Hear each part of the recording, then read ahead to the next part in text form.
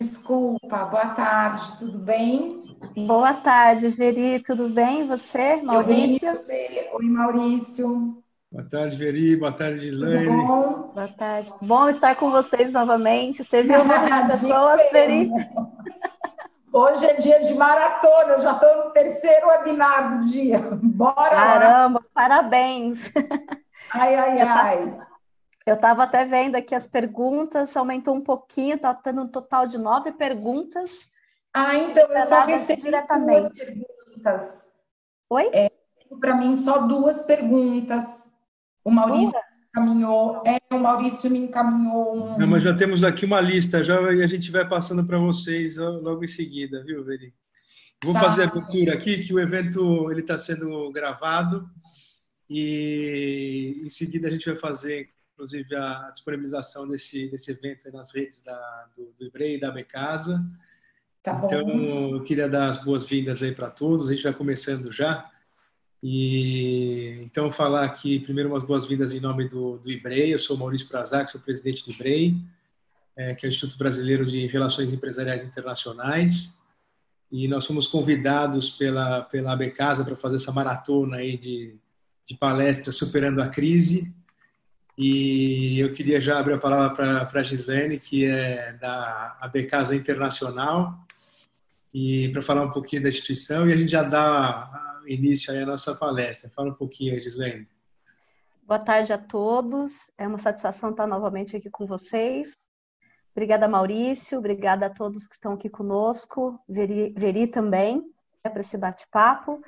Como você já me apresentou, né, eu sou da Becasa Internacional. O foco é em todas as ações perante a associação. Estamos aqui chegando o Renato, que é o nosso superintendente executivo, para dar uma palavra também conosco, que é importante estar nesse bate-papo com todos, e é uma satisfação também com o número de participantes que está aí conosco, né, Maurício? Então, é sempre bom saber que todas as ações que estamos fazendo têm essa repercussão tão positiva, né? Então, foi uma solicitação da gente ter essa maratona pelos participantes do webinar da semana passada. E sejam muito bem-vindos, Renato. Seja Olá, bem-vindo olá, conosco, por como favor, vai? fale as suas palavras. Veridiana, como vai? Tudo Eu jóia, estava aqui Renato? ouvindo vocês, mas sem a câmera, não tava ativando a minha participação. Não, bom, eu gostaria de falar em nome da Becasa de novo, muito obrigado ao IBRE, pela parceria, pela força que nós estamos tendo aí de intenção de fazer com que o mercado consiga ficar mais bem informado e saiba o que fazer e encontre caminhos nesse momento difícil. A gente está aqui de verdade para ajudar os nossos associados e a todos ao mercado de casa e decoração que precisa, e todo o restante, quer dizer, quem seja lá quem estiver assistindo a gente nesse momento, para poder tentar achar um norte para esse momento complexo, para as atitudes e atividades das empresas, o que fazer com os nossos funcionários, o que fazer com as nossas estruturas. E aí veio a ideia de fazer essa maratona, que eu fui super a favor, achei que foi uma ideia acertadíssima, onde a gente vai permear, então, a questão trabalhista, depois um pouco falar sobre das empresas, sobre gestão aduaneira, e vamos fechar com planejamento estratégico lá no dia 28, que vai ser o nosso último webinar. E a ideia, de fato, é que ajudar as empresas a poder fazer a gestão dos seus negócios nesses momentos tão complexos que nós estamos vivendo agora, né? De novo, agradeço ao IBRE, Maurício, Veridiana, pela disponibilidade, Gi, por ter feito a gestão aí para que isso tudo pudesse entrar no ar. E desejo a todos um excelente webinar, que vocês aproveitem e ouçam bastante sobre gestão trabalhista e o que nós podemos fazer neste momento complexo com os nossos funcionários nas nossas empresas. Perfeito, Renato. É um prazer ter você junto com a gente aqui mais uma vez. E nós estamos aqui então, com esse evento ao vivo. E mais uma vez a gente vai depois disponibilizar esse evento pela internet. Nós fizemos o evento já na semana passada aqui junto com a Becasa. Depois já foi disponibilizado o vídeo na internet, já tivemos mais algumas centenas de acessos, então tenho certeza que as informações que vão ser passadas aqui pela Veridiana, que a gente vai conversar um pouquinho aqui junto, vão também ajudar bastante gente a descortinar um pouquinho essas mudanças aí da legislação trabalhista e como salvar as empresas desse ambiente todo novo que a gente está vivendo. E a ideia dessa conversa nossa aqui hoje é fazer uma conversa bem solta, bem descontraída, a gente poder trocar bastante informação. Quem estiver assistindo, Nós temos aqui embaixo esse Q&A, que são um espaço para vocês conseguirem colocar as perguntas. Então, vocês podem ir lançando as perguntas aí. Alguns já lançaram perguntas no formulário de inscrição do próprio evento. A gente tem bastante pergunta anotada aqui já. E a ideia é ir fazendo uma troca aqui com a Veridiana. A gente conversou um pouquinho antes. A Veri pediu para a gente fazer um começo aqui dessa apresentação. Ela, de forma bem rápida, vai explicar, assim, bem en passant, a questão das 2 medidas provisórias trabalhistas, só para colocar todo mundo no mesmo patamar. Talvez nem todos conheçam, né, essas 2 medidas que foram editadas pelo governo, né? Então, ela vai dar fazer uma exposição bem breve do que foram essas medidas, quais são as iniciativas que o governo se propôs para tentar auxiliar as empresas nesse aspecto das relações de trabalho, nesse momento de crise. E aí, logo em seguida, a gente vai começar, então, esse bate-bola aqui para tirar todas as dúvidas dos empresários, as nossas, as que vieram e as que possam vir aí ao longo da nossa discussão. Então, a Veridiana, já apresentando, a Veridiana ela é uma das membros também do Instituto, também faz parte da nossa Comissão de Direito Trabalhista Empresarial. Ela é sócia do escritório Finoc Ustra Advogados, uma super especialista aí na área empresarial. Como ela falou no começo, ela tem dado palestras todos os dias, né? Hoje é o 3º webinar que ela está dando desse assunto, aí, então está com bastante informação. Então, Veri, está com você a palavra aí para conversar um pouquinho com a gente. Vamos lá. Bom, primeiro eu teço os meus agradecimentos ao IBREI, à Abicasa, Gislaine, Renato, parabéns pela oportunidade que vocês conferem aí aos participantes de, nesse momento, a gente conseguir partilhar um pouquinho dessas informações tão preciosas relacionadas ao mundo do trabalho. Há cerca de 10 dias atrás, a gente já conversou nesse mesmo espaço e eu já havia dito a vocês e parabenizado pela iniciativa do tema de tentar olhar para frente e já numa perspectiva de superação. Eu acho que essa palavra superação, ela cabe muito nesse momento, né? É um momento de fato desolador, mas que a gente precisa perseverar e a gente precisa tentar minimamente enxergar saídas e alternativas para que a gente saia fortes dessa crise. Eu tenho a percepção de que o pós vai ser um pouco mais complicado, né? Então, se preparar para o pós, acredito que seja, em alguma medida, extremamente importante, por isso que eu deixo aqui meus parabéns à Abicasa e também ao IBREI. Na realidade, hoje é um bate-papo, gosto também dessa ideia de maratona, eu acho que mais do que nunca a gente está correndo contra o tempo, né? E correndo contra o tempo porque o executivo também tem imposto para a gente medidas provisórias diuturnamente, então a gente está num corre muito grande para acompanhar todo esse movimento. E a ideia de maratona, talvez, eu prefiro até pensar numa maratona onde a gente vai passando o bastão um para o outro, né? Uma prova que a gente corre junto. E exatamente as dúvidas, né, dos participantes que faz com que a gente do lado de cá também, enquanto operadores do direito, enquanto empresários, a gente conjuntamente consiga encontrar as melhores soluções. Eu acho que sozinho hoje a gente faz muito pouco, e talvez essa pandemia tenha vindo também com um recado importante para a humanidade, né? Como a solidariedade é bem-vinda. E a solidariedade se constrói nesses espaços, onde as dúvidas que perpassam nesse momento, elas só fazem sentido se elas forem trabalhadas também conjuntamente em termos de encontrar as melhores saídas e as melhores alternativas. Mas, considerando que a gente tem participantes que acredito tenham ciência já de todas as alterações legislativas que o governo implementou nessas últimas 3 semanas, eu acredito que seja legal a gente contextualizar, todo mundo ficar na mesma página e a gente já entra para a maratona de bate-bola, de perguntas e respostas, ok? Eu vou tentar só passar uma tela para vocês inicial, vamos ver se eu consigo compartilhar aqui, que eu acho que talvez vá ficar fácil só para a gente entender o cenário legislativo hoje, quando a gente fala em relação capital-trabalho, quando a gente fala das relações de trabalho em si, o que nós tivemos de alteração nesse momento. Um minuto só, que eu acho que eu fui para um slide a mais. É esse aqui, ó. Então, vamos lá.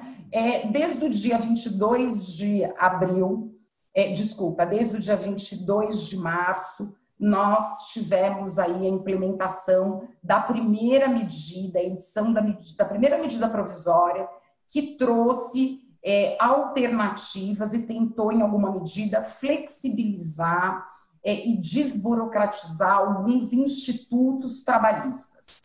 Então, essa medida provisória, ela veio dizendo o seguinte: olha, eu governo, né, viabilizo às empresas a adoção de algumas medidas para esse momento de pandemia, esse momento de calamidade pública, que foi declarado até 31/12/2020, para que as empresas pudessem manejar alguns instrumentos nesse período em que a gente sabe que algumas atividades estão paralisadas por força de decretos estaduais ou municipais, algumas empresas enfrentando problemas com fluxo de caixa em razão de diminuição de produção, cancelamento de pedidos, enfim, esse cenário que a gente sente e sente a dor um do outro. O que nós tivemos na medida provisória 927 foram alguns pontos importantes. Primeiro, possibilidade de antecipação de férias individuais, inclusive de períodos futuros. Também tivemos a possibilidade de uma flexibilização do home office. Igualmente, tivemos a possibilidade de, através de acordo individual, formatar um banco de horas invertido, né? Geralmente o banco de horas a gente trabalha para compensar em folga posteriori. O governo trouxe, em razão desse momento de um isolamento social maior, a possibilidade de um banco invertido. Eu coloco no banco de horas essas horas negativas, em que não existe prestação de serviço por conta do isolamento social, até porque a minha atividade econômica pode estar paralisada, e posso, então, exigir essa prestação de serviço num momento posterior elastecido. O banco de horas previsto hoje na legislação, se o faço de forma individual, eu posso compensar em 6 meses, se o faço pela via coletiva, posso compensar no período de 1 ano, mas a medida provisória trouxe para a gente a oportunidade de compensação no prazo de 18 meses, a contar do término do período do estado de calamidade pública.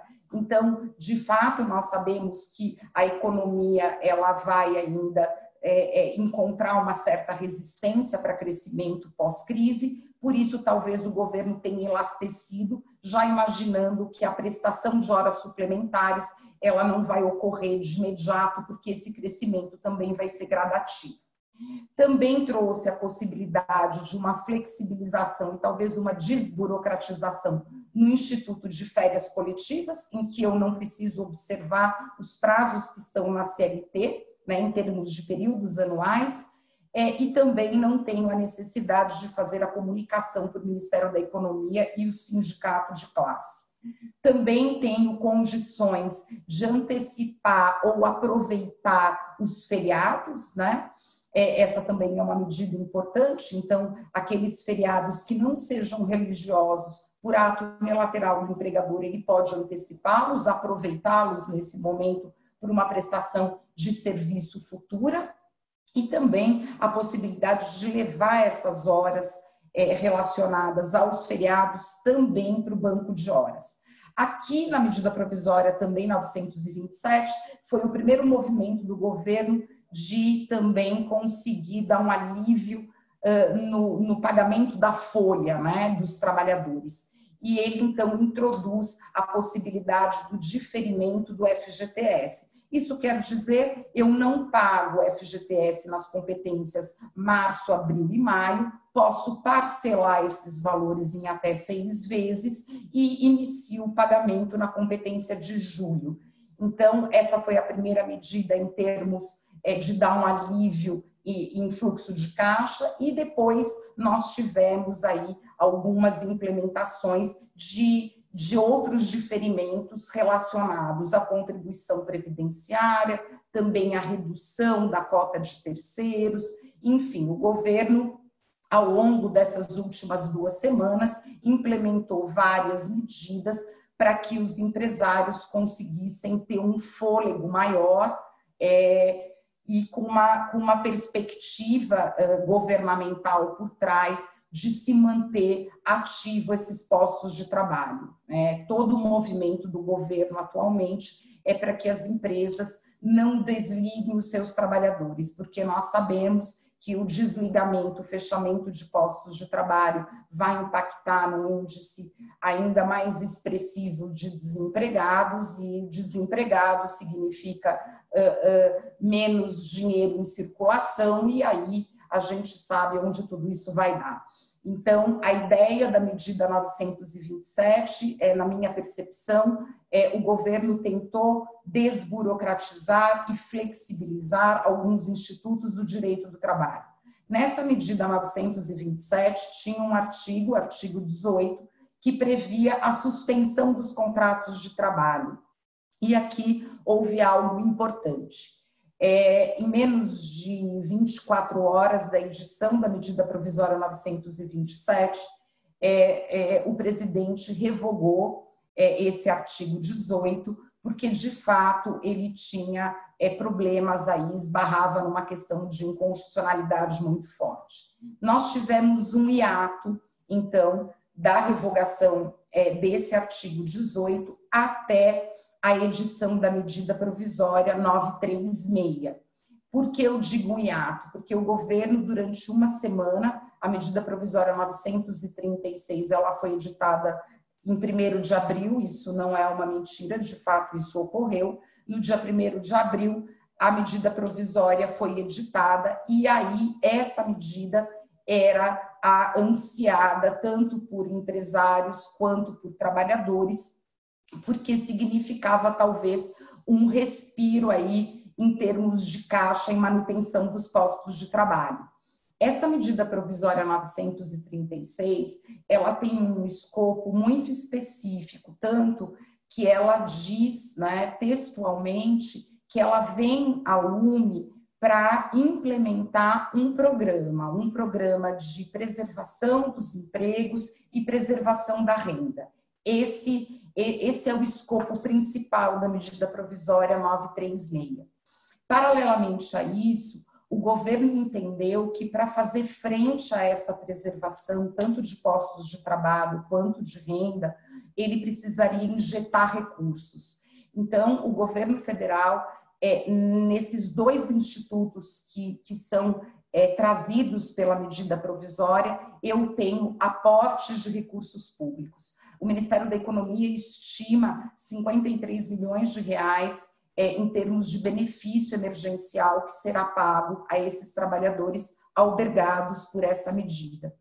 E, juntamente a isso, o Ministério da Economia também sinaliza que 23 milhões de trabalhadores serão beneficiados por essa medida e terão os seus postos de trabalho preservados. Essa medida ela trouxe 2 alternativas para que eu não dispense os meus colaboradores.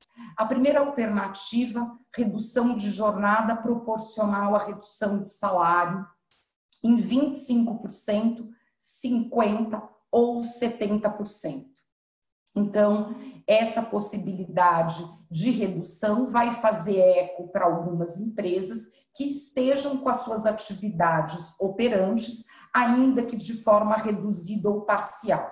Mas o governo foi além, ele também, em alguma medida, entendeu que eu tenho atividades que estão paralisadas e, em virtude disso, não teria cabimento se falar em redução se eu tenho a paralisação de uma atividade. Eu precisaria me valer de um instrumento um pouco mais forte, e esse instrumento, então, é a própria suspensão temporária do contrato de trabalho. Então, são essas 2 medidas que são elencadas ali na MP 936. O que nós temos nessas duas alternativas? O governo fez um corte aqui em termos de empregados, né? Em termos de empregados, que eu digo, todos os CLTistas estão albergados pela medida, inclusive os aprendizes, mas é uma medida provisória que tem um público certo, né? São os empregados CLTistas. Eu não estou falando em funcionalismo público, eu não estou falando em PJ, nada disso. Eu estou falando em empregados CLT, inclusive aprendiz.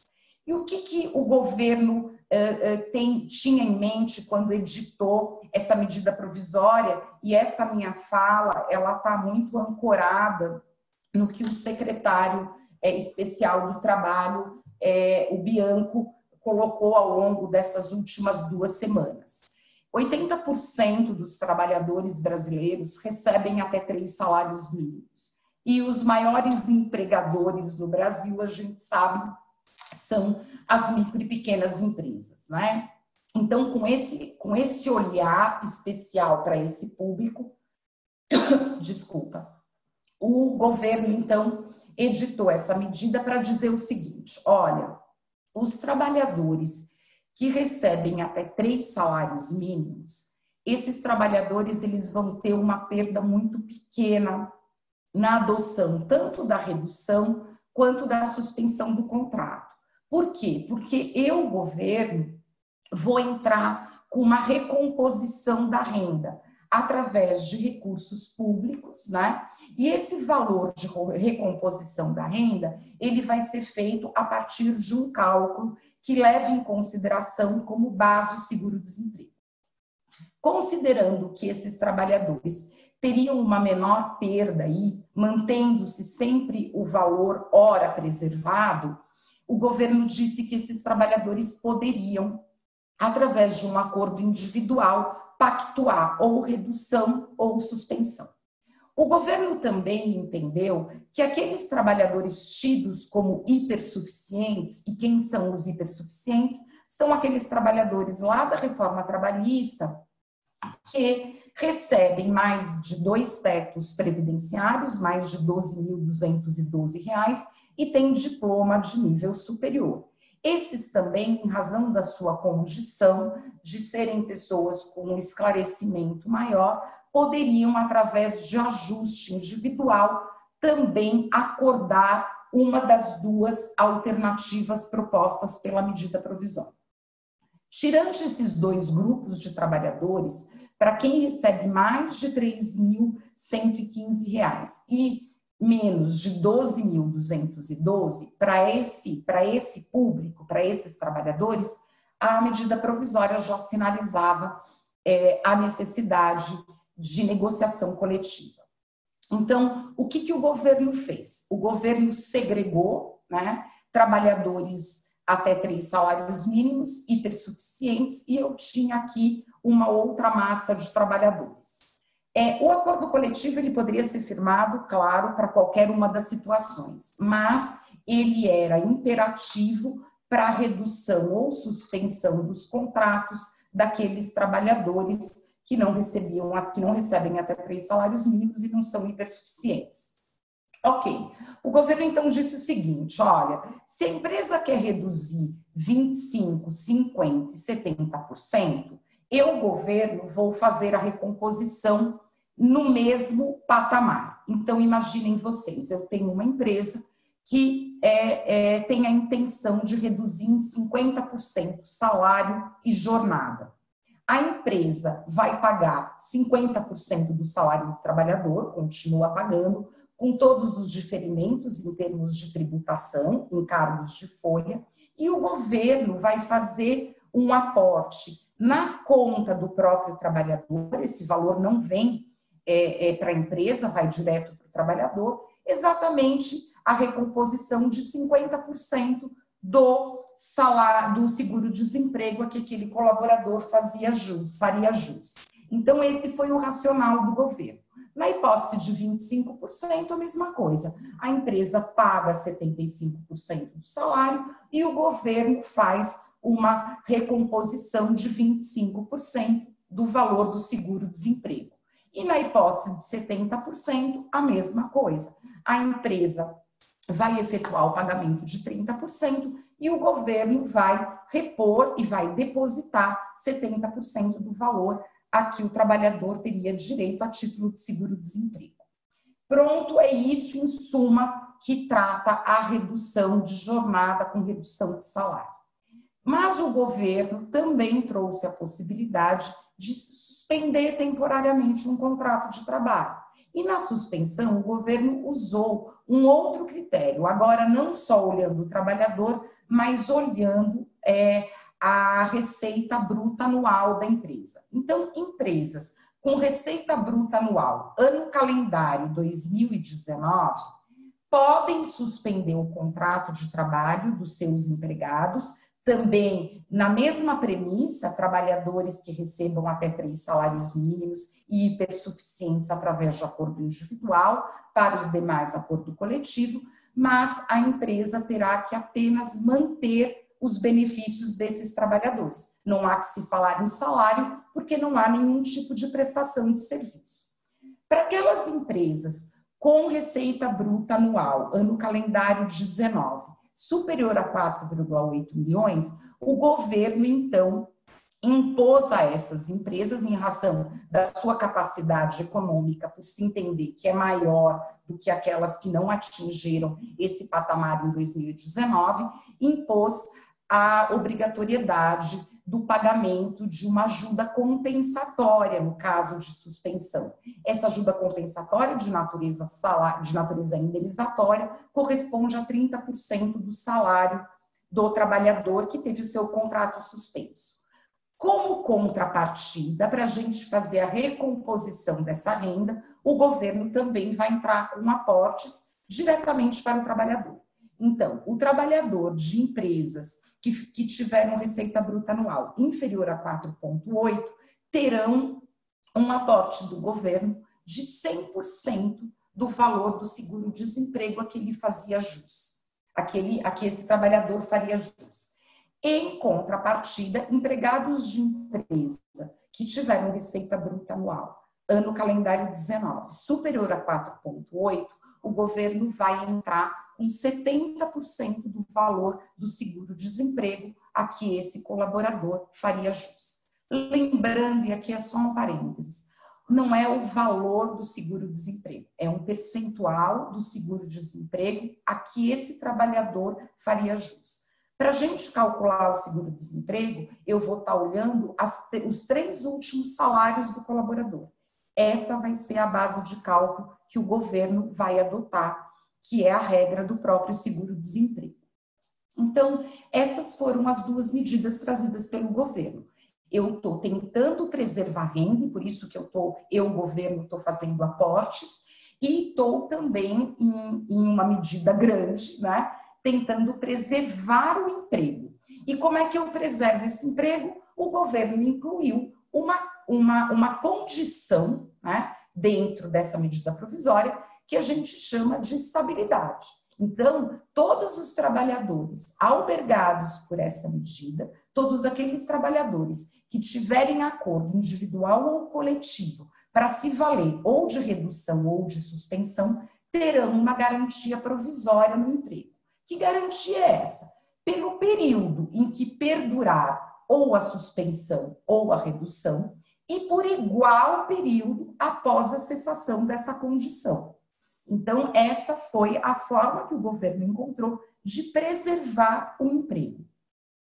A medida provisória diz também que, se porventura eu precisar desligar esses trabalhadores, ainda que a essência da medida provisória seja a preservação do emprego, se porventura for necessário, por uma questão imperativa, o desligamento, a empresa terá que pagar uma indenização substitutiva relacionada ao período faltante dessa estabilidade que está anunciada na medida provisória.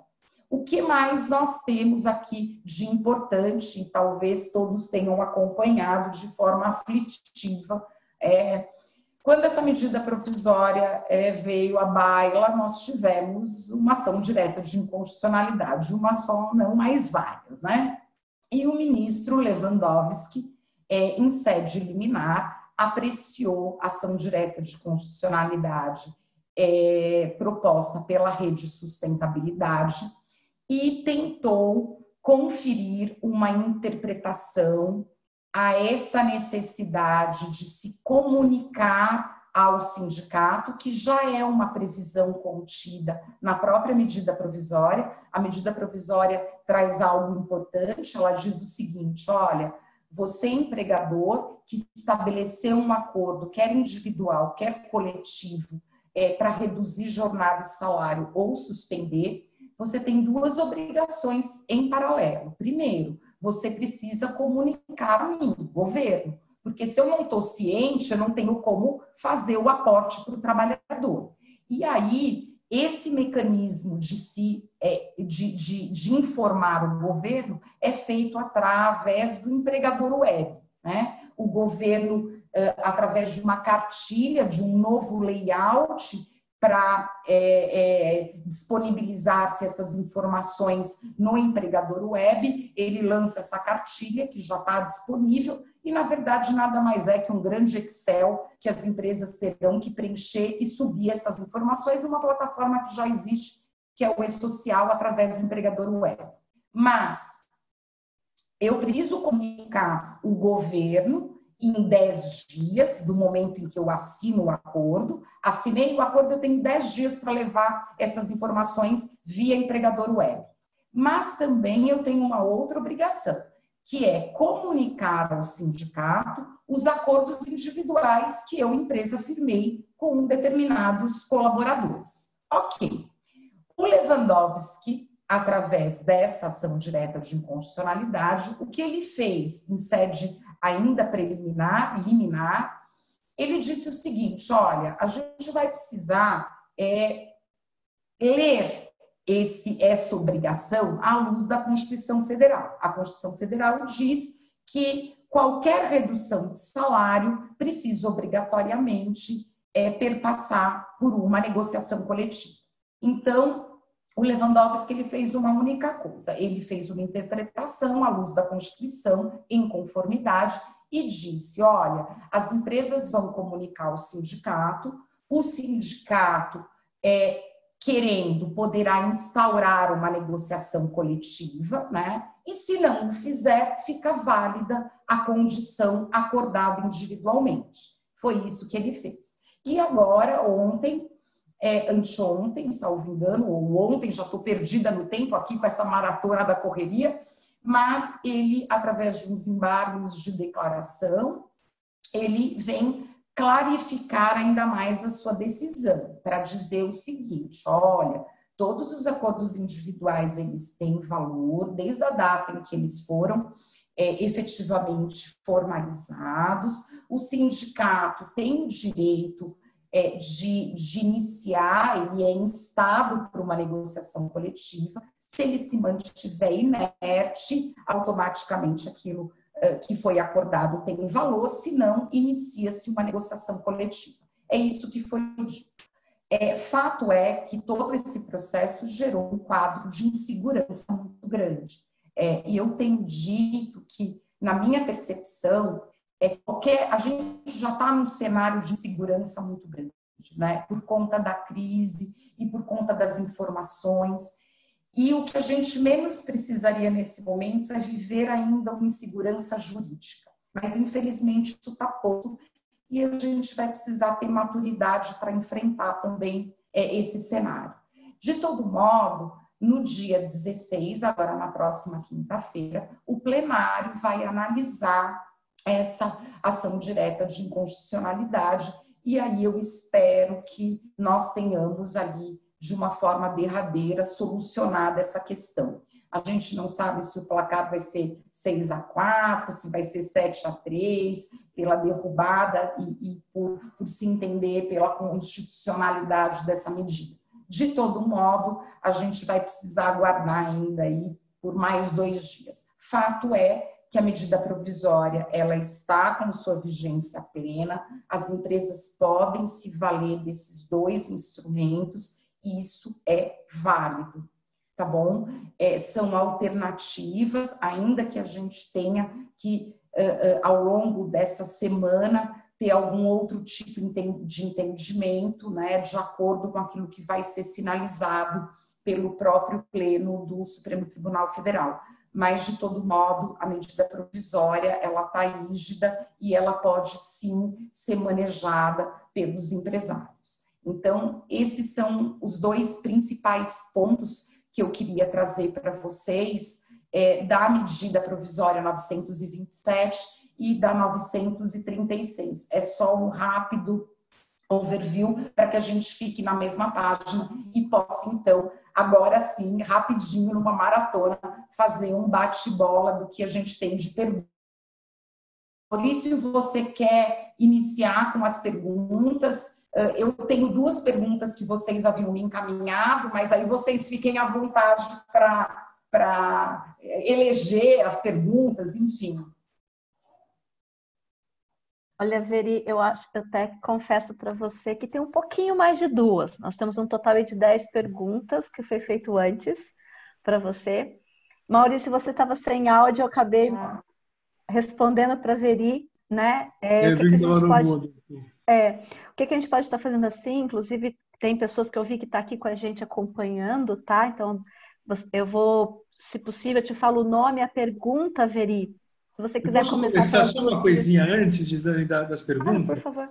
Eu queria só abordar uma coisinha bem prática, Veri, porque assim, você fez uma exposição muito bacana e trouxe bastante informação super relevante. Eu acho que uma das coisas que eu tenho ouvido bastante comentar, não foi objeto de uma pergunta específica que nos foi mandado, mas assim, muitos empresários que passaram, que conversaram conosco aqui, assim, puxa, as medidas provisórias estabeleceram essas alternativas para nós.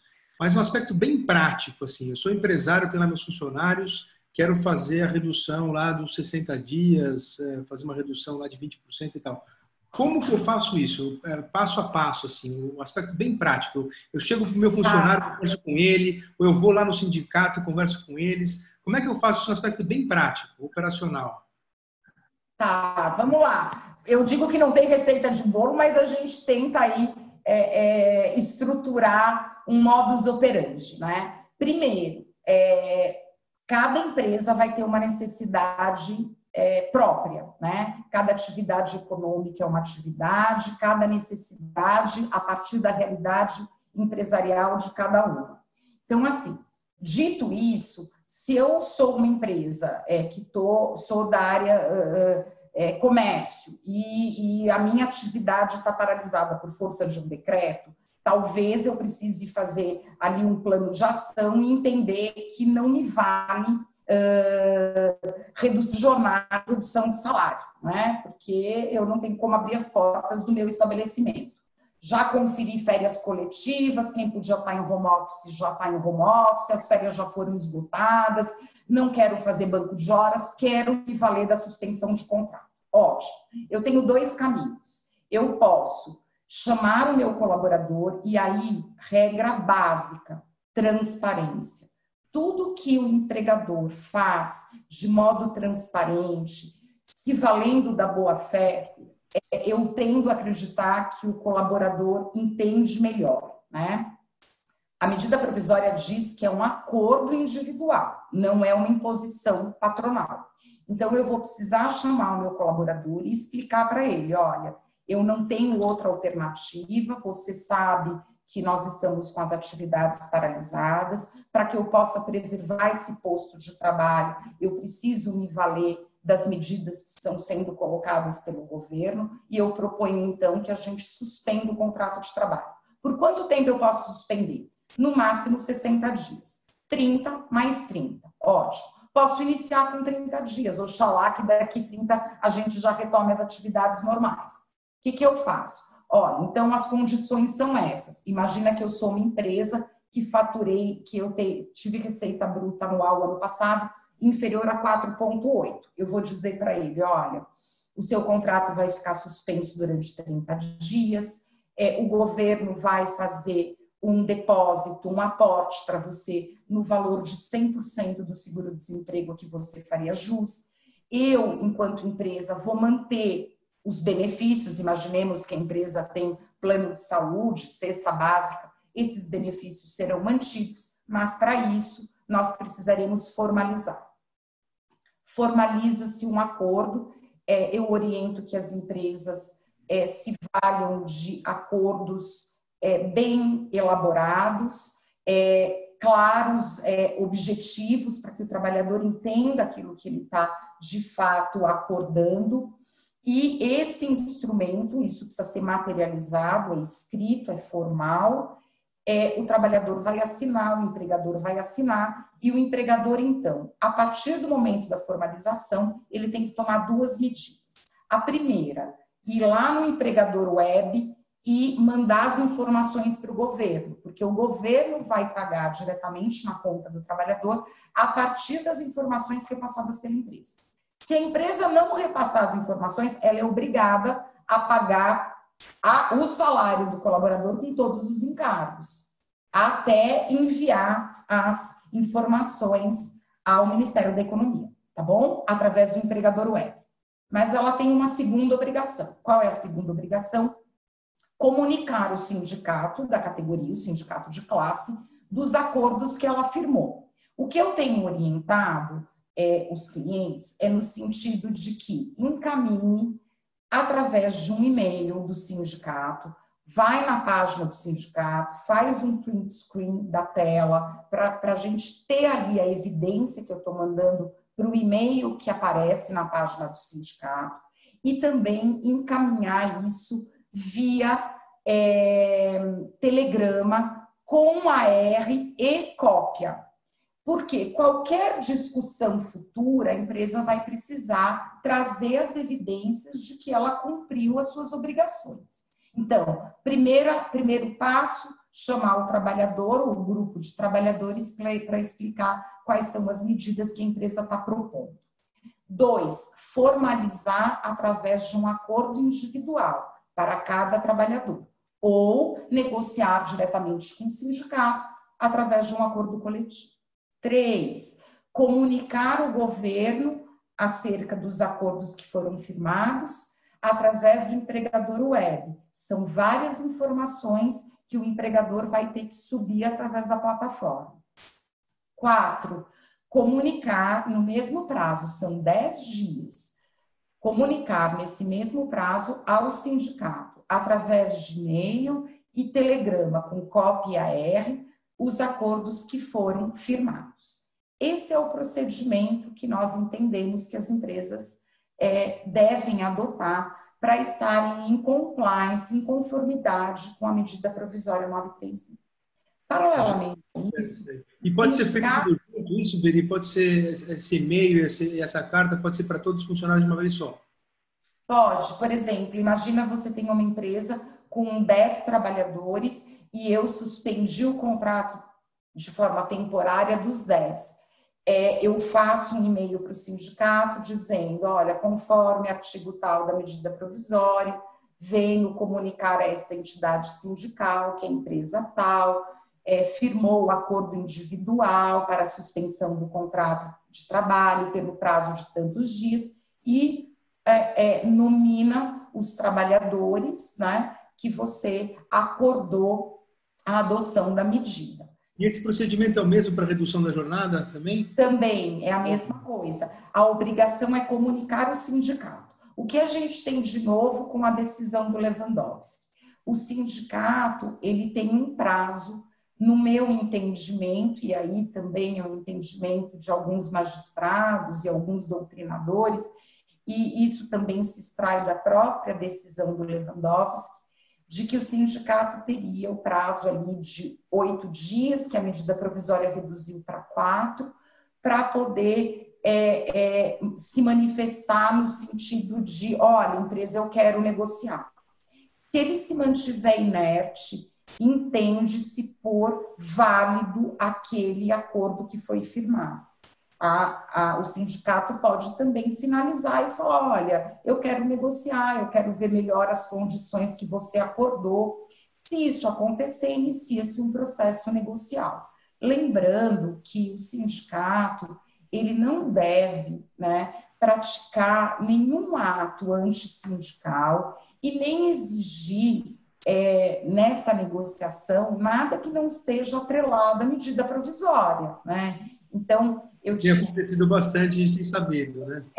Eu tive recentemente um sindicato que falou assim, olha, eu só vou negociar para trabalhador sindicalizado. Ah, eu só vou negociar se pagar uma taxa negocial. Não, né? Então, eu preciso também evidenciar, eu, enquanto empresa, de que eu vou, sim, sentar para uma negociação, toda a relação dialógica, ela é válida, o sindicato é um importante ator social, a gente também não tem que, a gente tem que, na medida do possível, valorizar esses atores, né, cada vez mais, mas, claro, cada um dentro do seu papel e daquilo que é legítimo, né? Então, se eu sento para negociar, eu quero negociar a partir daquilo que está posto, medida provisória 936. Eu não estou ali para falar de reajuste salarial, eu não estou ali para falar incremento de cesta básica, eu estou ali para negociar uma condição específica diante de um cenário de calamidade pública em que o próprio governo sinaliza para a sociedade a importância de se manter os postos de trabalho e tentar, na medida do possível, se preservar a renda. Dentro dessa premissa, exigir alguma coisa fora, como que o empresário deve proceder?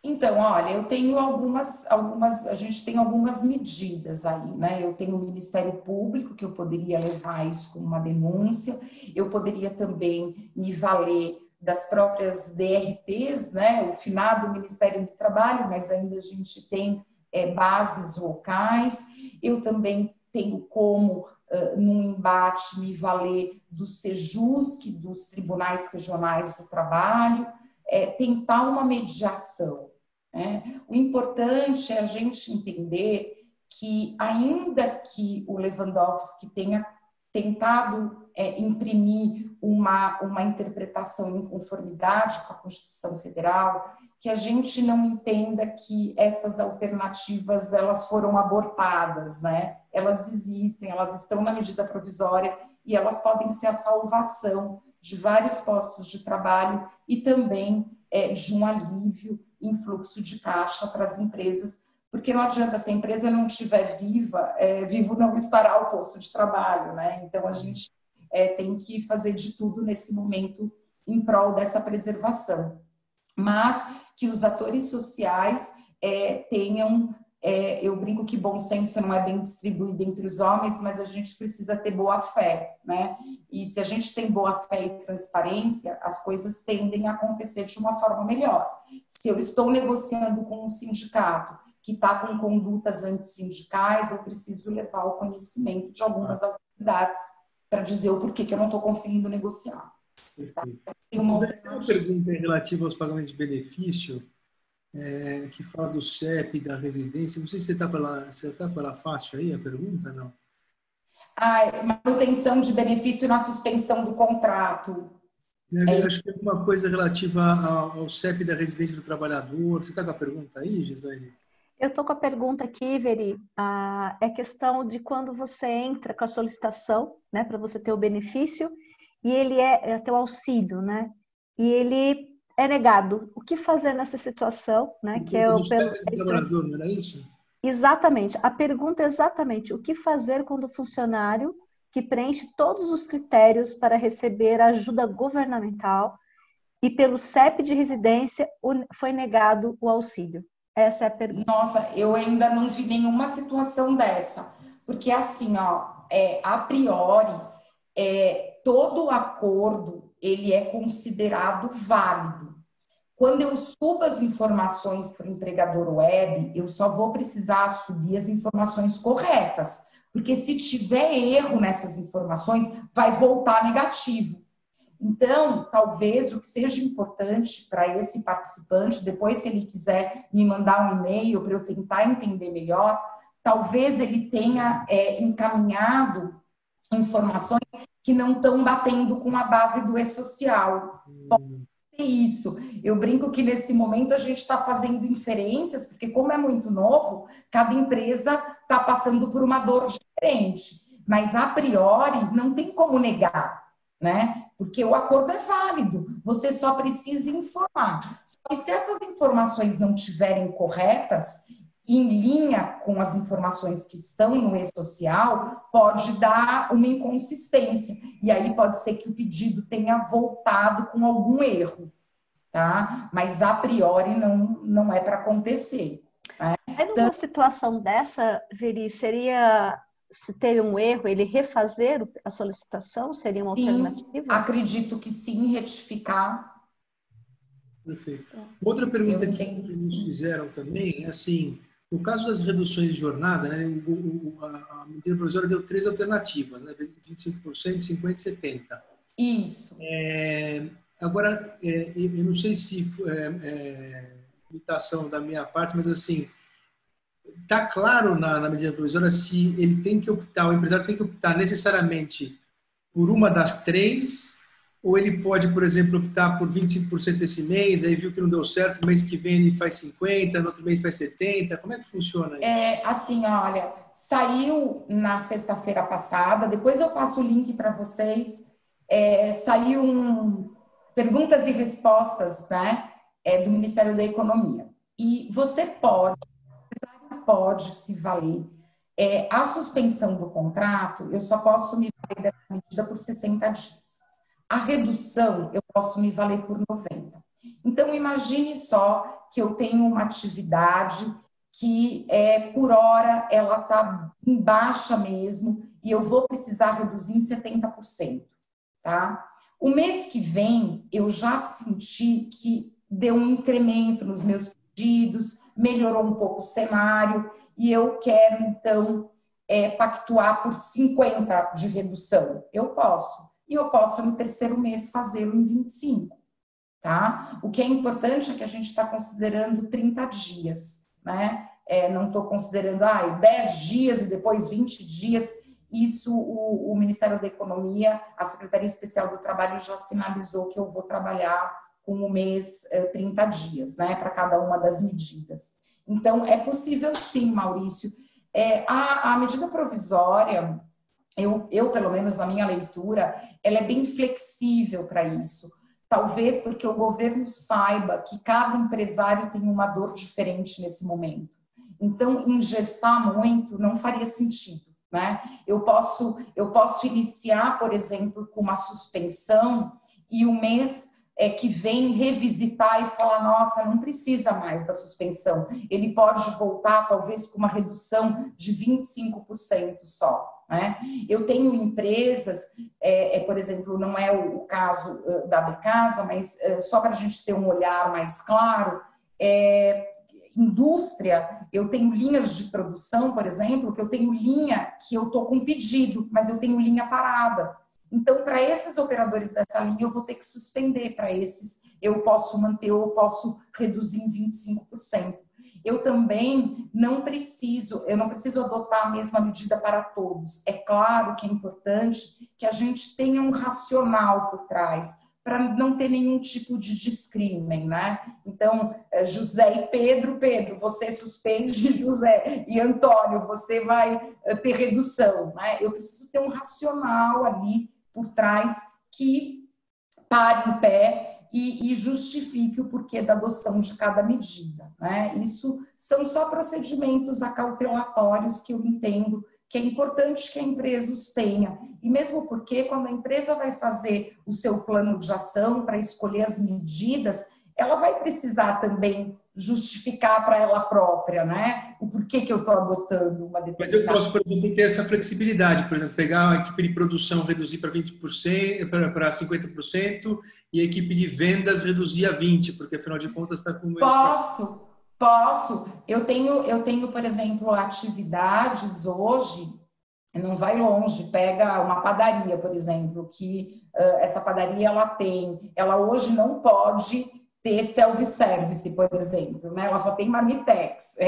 Então, assim, todo o meu time de garçom, não tem o que fazer, ali eu tenho que suspender. Mas eu sei que na minha cozinha eles estão trabalhando a todo vapor, ótimo. mas também reduziu a parte de balcão. Então, eu posso manter jornada integral cozinha, posso, para esse pessoal da linha de frente de balcão, que eu também tive uma redução, reduzir em 25%, por exemplo, e talvez eu precise suspender o que é garçom, porque eu não posso mais servir, né? Então, o importante é cada empresa fazer uma análise do seu negócio. O que faz sentido, o que faz eco para a sua atividade. E daí não tem receita de bolo, é olhar cada empresa na sua própria peculiaridade. E uma questão que eu tenho agora para vocês duas, meninas, inclusive, Ó. para você, porque assim, acho que a Veri, do ponto de vista jurídico, mas você, Gislaine, assim, que tem bem a vivência empresarial, né, pela associação, está em contato direto com as empresas, né? Essas medidas que foram trazidas pelo governo, assim, elas têm efetivamente auxiliado as empresas, elas têm conseguido implementar e têm dado realmente um fôlego para as empresas na prática? Como é que vocês têm sentido isso no dia a dia? Maurício, um feeling parcialmente. Em alguns casos, sim, em outros não. Eu vou bem lindo que a Viri comentou. De acordo com o porte e a atividade da empresa. Então, tem aquela que ela vai favorecer. E tem umas que realmente não consegue atender. Aí porque hoje a gente fala do pequeno, do micro, do pequeno, do médio e do grande, né? Então, de repente, por um grande impacto, ele vem favorecendo maior, porque ele tem as suas áreas divididas e ele consegue fazer esse mix, né? Uma parte colocar em home office, uma parte desativar durante um período e ter uma redução e fazer algumas ações assim. Agora, imagine uma microempresa, né? Então, quem é um micro ou bem pequeno, o menor, ele não é tão favorecido nessas medidas, infelizmente. Eu espero que saia alguma coisa, tá, Veri? Alguma coisa para realmente ajudar esses menores, né? E aí, para que eles tenham realmente um apoio mais efetivo, né? Até tem uma das perguntas também que a gente põe, o desemprego já estava grande, e agora? Como que ele vai ser, né? Vai melhorar ou não? Porque a situação está crítica. Uma das maiores dores do setor, Maurício e Veri, é o fluxo de caixa. E querendo ou não querendo, a folha de trabalho é um fluxo de caixa bem representativo, né? Então, mas daí, Gislaine, talvez a gente possa fazer um exercício. Eu concordo piamente com você. Quem está sofrendo nesse momento, de fato, a dor maior são dos pequenos. Para mim, isso é fato, né? Porque, querendo ou não, as grandes empresas, ainda que tenham um problema de fluxo, tem uma abertura maior para crédito, às vezes a gente está falando de multinacionais que conseguem recursos de fora, mas o pequenininho, de fato, ele está sendo impactado. E aí, o que a gente tem se a gente olhar todas essas medidas, né? Eu tenho a possibilidade de fazer aquele empréstimo emergencial com juros baixos. Eu tenho como fazer diferimento de todos os meus encargos. Eu tenho como suspender salários se o faturamento for inferior a 4,8 milhões do ano passado, e daí minha folha vai ficar zero, né? Então, medida para esses próximos 4 meses, Gislaine, eu acredito que a gente até tenha, né? Eu tenho como renegociar, por exemplo, um contrato de locação, eu tenho várias questões contratuais que perpassam de forma favorável, mas a minha maior aflição é porque a hora que terminar, eu tenho que pagar o que eu não paguei agora, em termos de tributos, né? Eu só estou diferindo, só estou jogando para um momento lá na frente. E a minha preocupação é que a economia, ela não vai ter uma curva, né, em V, né? Ela não vai crescer assim. Infelizmente. E daí, de fato, a gente vai ficar com um problema sério. Porque essa para mim, hoje, o que me causa angústia é já imaginar um ponto futuro. Porque o Estado vai estar endividado, os empresários vão estar com os encargos vencendo, né? Aqueles que eles não estão pagando agora, mas que uma hora essa conta vem. E a gente pode não conseguir, com essas medidas, segurar efetivamente o emprego. Pode ser que eu segure por 4 meses, mas e depois, né? A XP, ela já diz, talvez a gente saia dessa crise com 20 milhões de desempregados, né? A gente já tem um índice alto hoje. e a gente sabe o custo do desemprego. Então, talvez a gente tenha que, sim, ter um olhar para o hoje, né? O que a gente está fazendo, olhando as medidas, como é que eu me mantenho vivo, mas a gente também tem que fazer esse exercício, e por isso que eu achei louvável o mote do webinar, do primeiro webinar de vocês, que é como eu supero tudo isso. Porque a gente está falando de medidas de agora, mas e depois, né?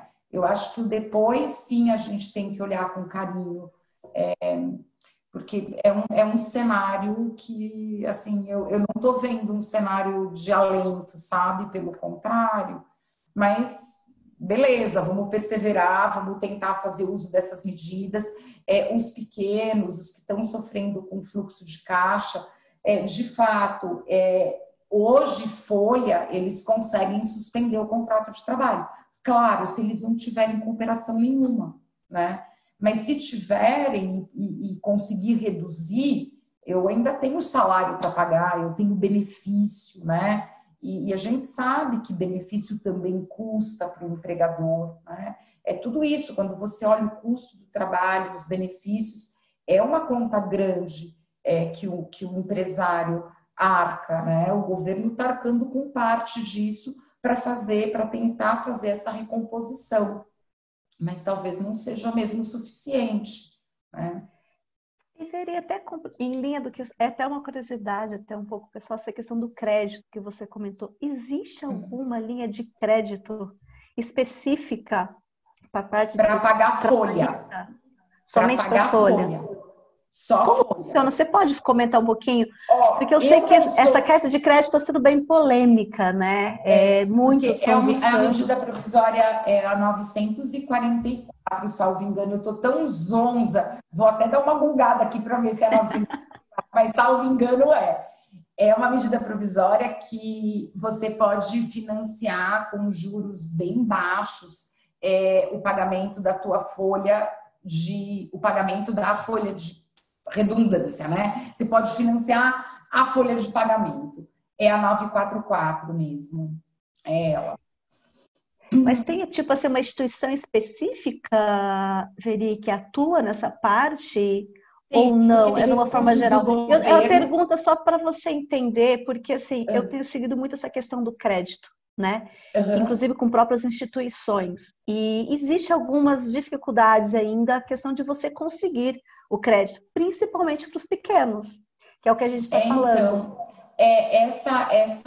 essa medida provisória, ela vai albergar as empresas que tiveram receita bruta superior a 360 e inferior a 10 milhões no ano base 2019. E é uma linha de crédito especial para fazer frente à folha de pagamento pelo período de 2 meses, né?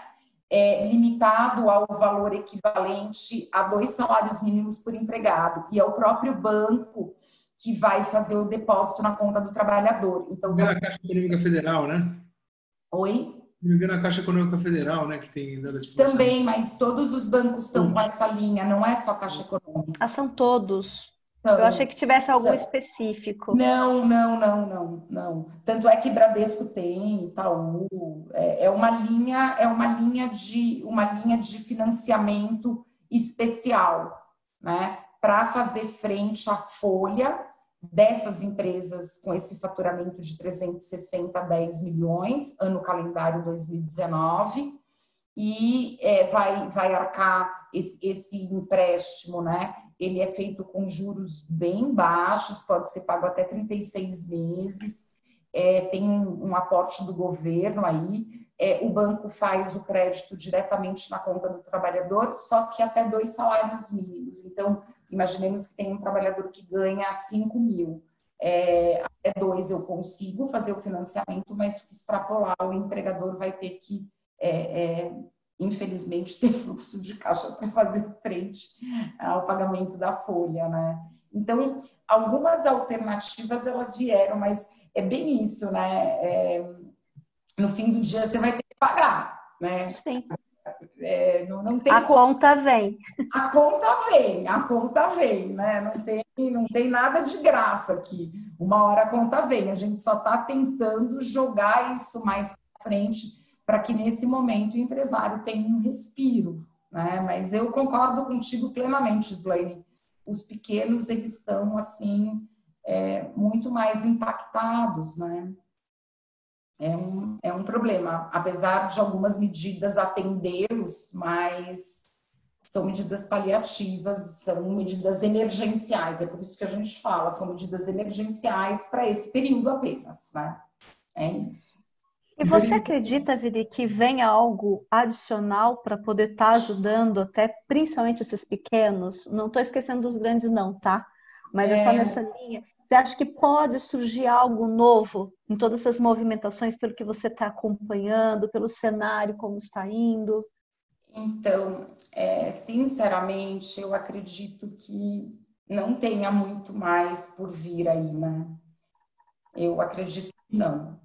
Agora, é claro, o Ministério da Economia está fazendo um esforço hercúleo, né? Eu brinco em todo webinar, eu falo assim, gente, o Paulo Guedes, lá da Escola de Chicago, acho que eles estão fazendo do Guedes, mas como? Mas como liberando tanto dinheiro social?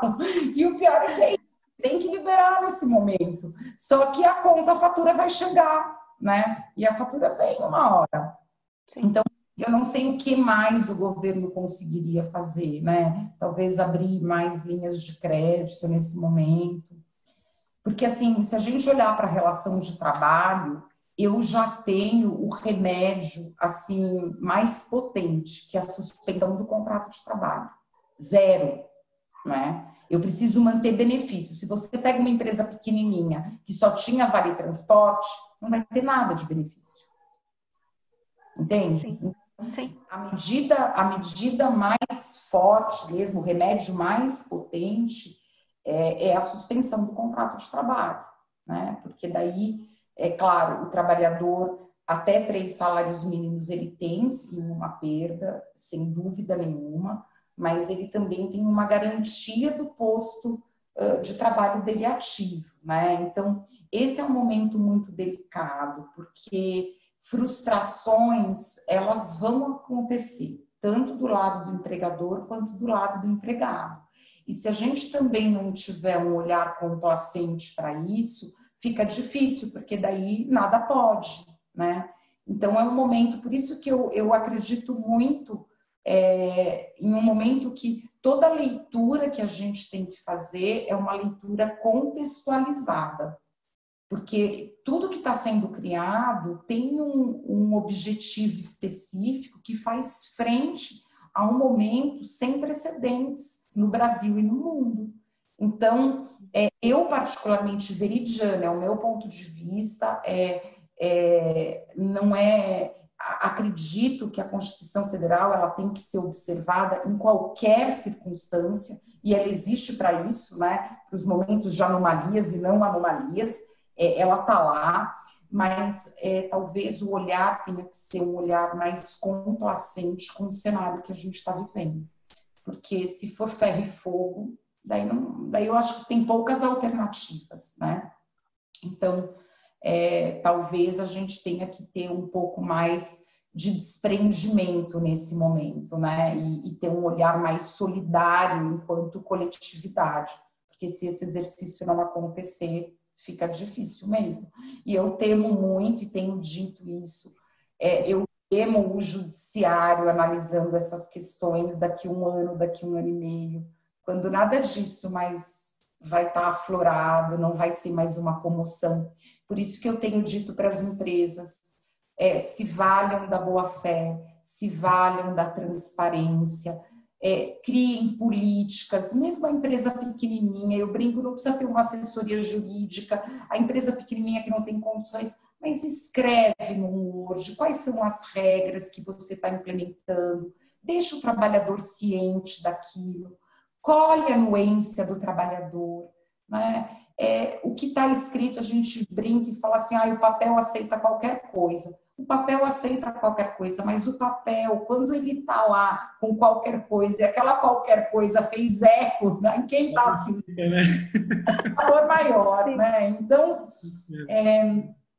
talvez isso para as empresas seja muito importante nesse momento. Registrem, né? Registrem o que vocês vão adotar enquanto medidas, coloquem para os trabalhadores que são questões emergenciais. Isso não é da cabeça do empresário, né? Isso tem lastro numa medida provisória. Eu acho que o Brasil todo está acompanhando e os próprios trabalhadores estão muito assustados com tudo isso, né? E eu acho que a gente tem que tirar esse medo, né? E mostrar para ele, olha, a gente está tentando um caminho. Não dá para prometer emprego para ninguém. A gente não sabe o dia de amanhã. Não adianta. Eu preciso assegurar no momento em que eu tenho a medida, do que eu estou me valendo, do que eu estou tentando fazer para ter um respiro, para me manter enquanto empresa e para, via de consequência, manter os postos de trabalho. E agora, já até caminhando para o final aqui, uma pergunta que tem surgido bastante, apareceu aqui específico para esse webinar, mas tem surgido bastante, assim. Você sente que vai ter uma mudança nas relações de emprego com tudo isso? Né? A forma de lidar com as relações de emprego, de visualizar as relações entre patrão e empregado, ou de lidar até com a questão do trabalho remoto. Você já depois que acabar essa crise, você sente que vai ter uma mudança nisso tudo? Sabe que essa é uma reflexão que eu tenho feito, né? Eu acho que as relações de trabalho elas vão ser reinventadas, porque talvez a gente tenha experienciado algo que parece que não fazia o menor sentido, né? Em tempos de não pandemia, né? Então, talvez, eu acredito que essa questão do home office, do trabalho remoto, e a gente tem visto o quanto isso pode ser producente mesmo, o quanto isso tem o seu valor, o quanto isso também pode reduzir custos de uma empresa, né? Eu preciso analisar os dois lados, né? O lado do empregado, o lado do empregador, mas eu acredito que essas relações, a questão do home office, eu acho que isso vem com uma força das empresas, talvez trabalharem isso como uma forma de trabalho concreta, né? Isso funciona, acho que as empresas aprenderam a lidar com isso bem, os empregados idem. Acredito que a gente já esteja passando por uma mudança das relações de trabalho que perpassam aí toda a questão da uberização que a gente diz, né, das relações, também vem num outro contexto. Acredito que aí pela parte governamental, a gente vai precisar sim ter algumas medidas do governo no fim de toda essa história, ainda que eu tenha que recompor caixa, enfim, mas de um olhar para uma desoneração ainda maior da folha, né? Eu acredito que ele vai ter que tirar desse lado para a gente não ter um desemprego tão grande e talvez taxar algumas outras fortunas, enfim, alguma outra coisa ele vai ter que mexer, tira de um lado, coloca do outro.